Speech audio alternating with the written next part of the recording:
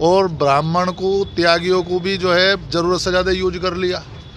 चूँकि हिंदुस्तान एक लोकतंत्र खतरे में है और लोकतंत्र का मजाक उड़ाया जा रहा है। उत्तर प्रदेश से होकर गुजरती है और उत्तर प्रदेश की राजनीति की जो गलियां हैं वो मुजफ्फरनगर से, यानी कि पश्चिमी उत्तर प्रदेश से। पश्चिमी उत्तर प्रदेश में मुजफ्फरनगर एक ऐसा शहर है जो राजनीति में अपना एक अहम स्थान रखता है। लोकसभा चुनाव आने वाले हैं। अप्रैल में प्रथम चरण में मुजफ्फरनगर में लोकसभा चुनाव होने हैं और आज मैं मौजूद हूँ मुजफ्फरनगर के खालापार में। यहाँ मेरे पास मुस्लिम समाज के कुछ लोग बैठे हैं। मैं इनसे बात करूँगी और जानूँगी कि इस बार चुनाव में किसका साथ देगा मुस्लिम समाज। मौजूद हूँ मुजफ्फरनगर के खालापार में, जो मुस्लिम बाहुल्य क्षेत्र है।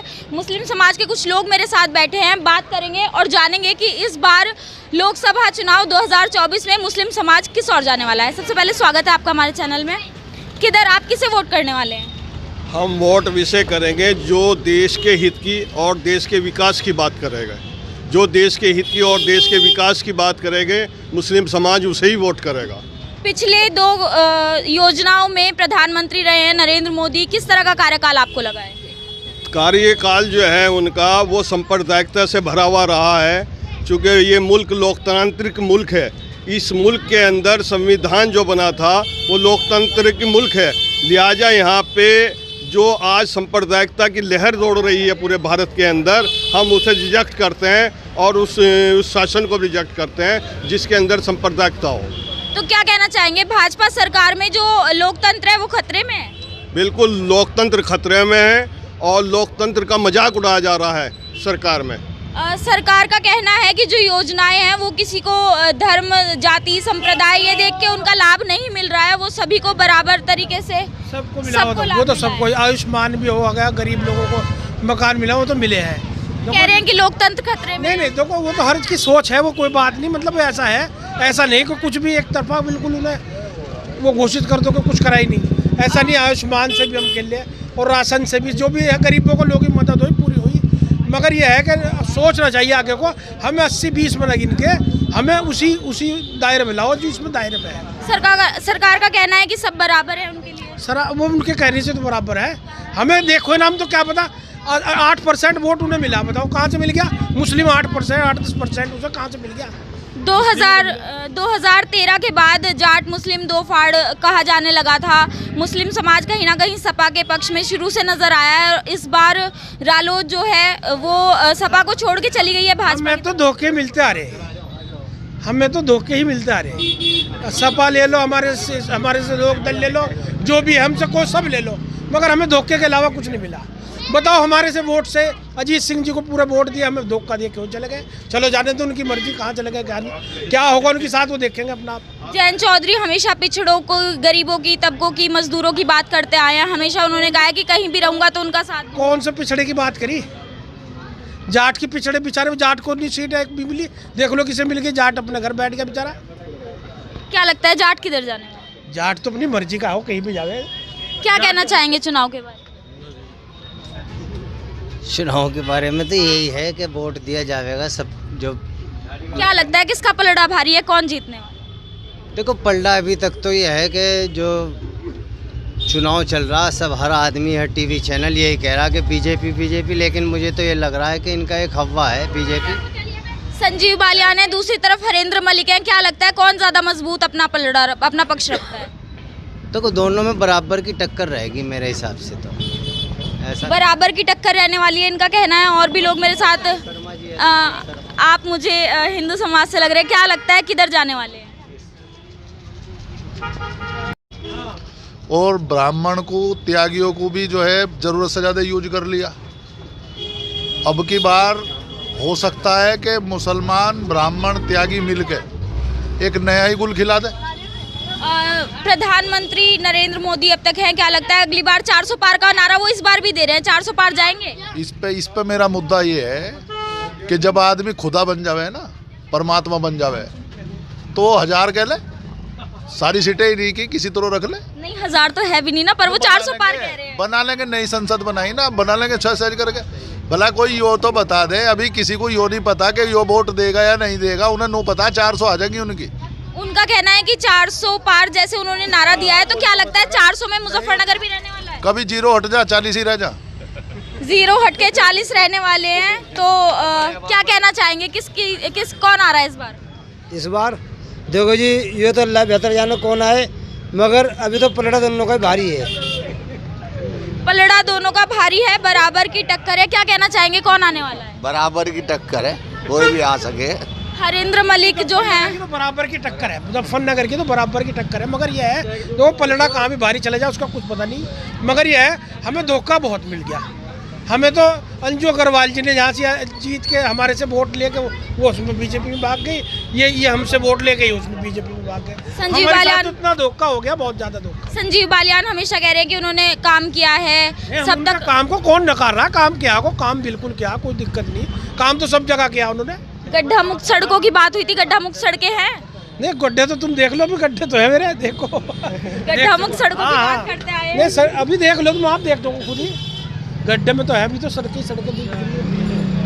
मुस्लिम क्षेत्रों में कहीं भी काम नहीं है, इन 10 सालों में मुस्लिम क्षेत्रों में कहीं भी काम नहीं हुआ। सरकारी योजनाओं का लाभ कहा जा रहा है सबसे ज्यादा मुस्लिम समाज को दिया गया है।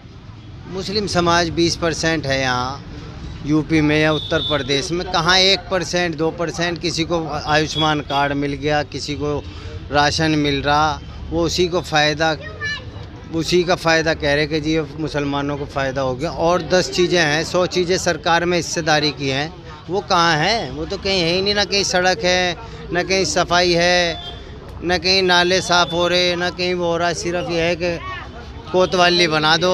तो मतलब आपका कहना है मुस्लिम जो बाहुल्य क्षेत्र है, मुसलमान हितैषी बीजेपी जो दिखा रही, उसे मुसलमानों को कम से कम जो है उसकी हिस्सेदारी के बराबर टिकट तो दे देने चाहिए थे। तो लगता है जो सपा है, हरेंद्र मलिक उधर से हैं इंडिया गठबंधन से, तो क्या लगता है वो मुसलमानों के लिए काम करेंगे? ऐसा है, मुसलमानों के लिए कोई काम नहीं करता, ये तो अपने आप पे जी रहा।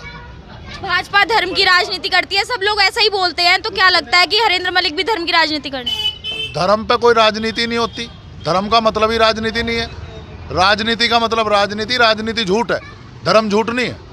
ये लोग धर्म को भी राजनीति से जोड़ के जो झूठ बना रहे, इन्होंने यहाँ लोगों का बेवकूफ़ बना रखा और कुछ नहीं। ऊपर बैठ के सौदे कर लें। अब जैन थे, नू कहता मैं चवन्नी नहीं हूँ, अब तो दुवन्नी हो गया। जो मुसलमान उसके साथ लग के डट रहा था, छोड़ गया सड़क पे अपने फ़ायदे के लिए। जो जाट रुक के तार रहा था, कहने लगा मेरा मेरा मेरा, वो अब नु के जाट, अरे 1 सवा लाख जाट हैं। ये इधर जयंत के दौरे चले जाओ, टिकैत के दौरे चले जाओ, या हरिंदर के दौरे चले जाओ, संजीव के दौरे चले जाओ, ये जो इतना सारा रेड़ा देख रहे, यो उन्हें नेता बनावे। अब का यो ही बता देगा, कहने कहाँ जाओगे तुम, अब कहे घर चले जाएंगे ठीक ठाक। तो लगता है कि जाट वोट जो है वो कटने वाली है भाजपा से। एंटी जाट चुनाव होगा, इसे नोट कर लो। एंटी जाट चुनाव होने वाला है और मुजफ्फरनगर में बराबर की टक्कर रहने वाली है। देखने का विषय यह रहेगा कि क्या होने वाला है इस चुनाव में। इस बार चुनाव से ठीक पहले सीएए का लागू होना, कुछ कहना चाहेंगे आप उसके ऊपर? सीएए जो है वो एक संदिग्ध कानून है, चूँकि हिंदुस्तान एक लोकतांत्रिक मुल्क है। इस देश के अंदर जो भी जितने भी धर्म के मानने वाले हैं वो सब बराबर के हकदार हैं। लिहाजा भारत के अंदर सन 47 के बाद आज तक जो भी कानून बने वो धर्म के आधार पर न बन के लोकतंत्र के आधार पर बने कि भारत का हर नागरिक बराबर है।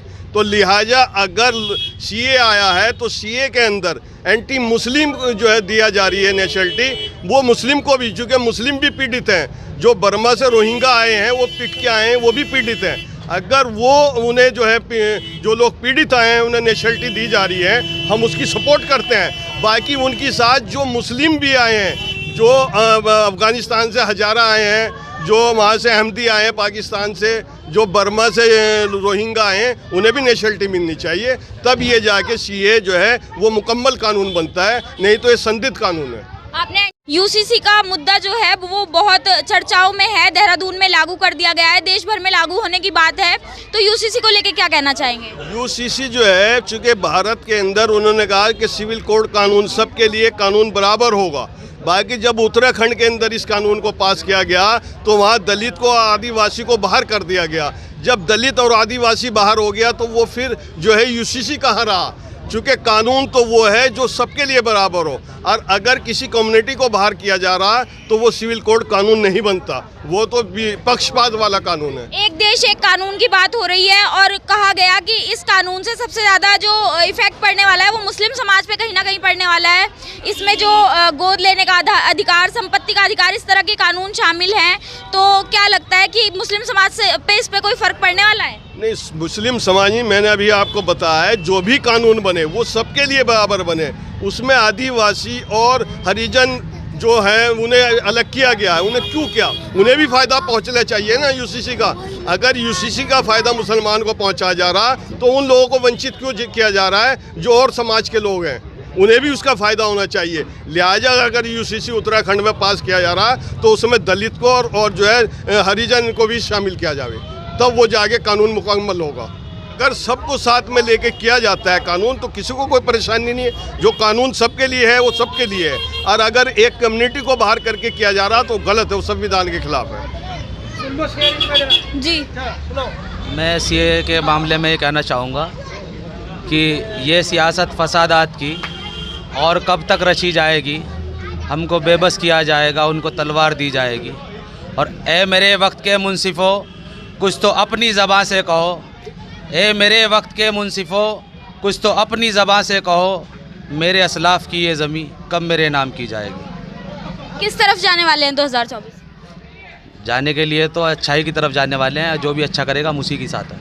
अब पलड़ा किधर भारी रहने वाला है? दो बड़े नेता हैं, संजीव बालियान है, दूसरी तरफ हरिंदर मलिक हैं, दारा सिंह प्रजापति बीएसपी से हैं, तो किधर जाने वाले हैं? वैसे हम सब हरिंदर मलिक साहब के साथ ही हैं। हरिंदर मलिक के साथ जाने वाले हैं, पर कहीं ना कहीं इन लोगों की बातों से लग रहा है कि जो पलड़ा है वो दोनों का भारी है। कुछ युवा भी हमारे साथ है। वोट करते हैं आप? चलो ठीक है। मुस्लिम समाज जो है उसका कहना है कि मतलब जो बराबर की टक्कर 2024 में होने वाली है, अब देखना है, परिणाम में पता लगेगा कि मुस्लिम समाज किधर जाने वाला है।